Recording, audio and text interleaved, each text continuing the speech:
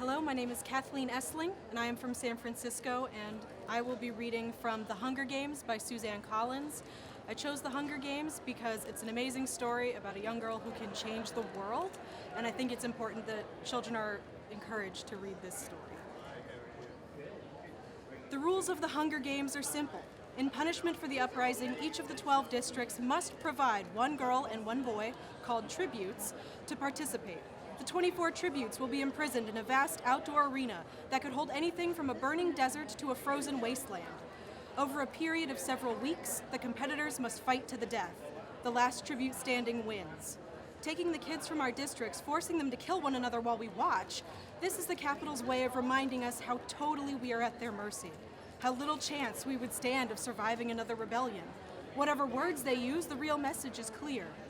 Look how we take your children and sacrifice them, and there's nothing you can do. If you lift a finger, we will destroy every last one of you, just as we did in District 13. To make it humiliating as well as torturous, the Capitol requires us to treat the Hunger Games as a festivity, a sporting event pitting every district against the others. The last tribute alive receives a life of ease back home, and their district will be showered with prizes, largely consisting of food. All year, the Capitol will show the winning district gifts of grain and oil and even delicacies like sugar, while the rest of us battle starvation. It is both a time for repentance and a time for thanks, intones the mayor. Then he reads the list of past District 12 victors. In 74 years, we have had exactly 2.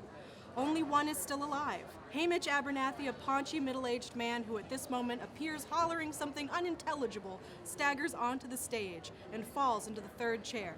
He's drunk. Very. The crowd responds with its token applause, but he's confused and tries to give Effie Trinket a big hug, which she barely manages to fend off. The mayor looks distressed. Since all of this is being televised, right now District 12 is the laughingstock of Pan Am, and he knows it. He quickly tries to pull the attention back to the reaping by introducing Effie Trinket. Bright and bubbly as ever, Effie Trinket trots to the podium and gives her signature, "Happy Hunger Games, and may the odds be ever in your favor." Her pink hair must be a wig because her curls have shifted slightly off-center since her encounter with Hamish. She goes on a bit about what an honor it is to be here, although everyone knows she's just aching to get bumped up to a better district where they have proper victors, not drunks who molest you in front of the entire nation. Through the crowd, I spot Gail looking back at me with a ghost of a smile. As reapings go, this one at least has a slight entertainment factor.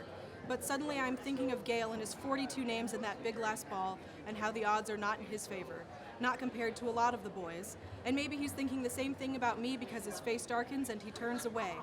But there are still thousands of slips I wish I could whisper to him. It's time for the drawing.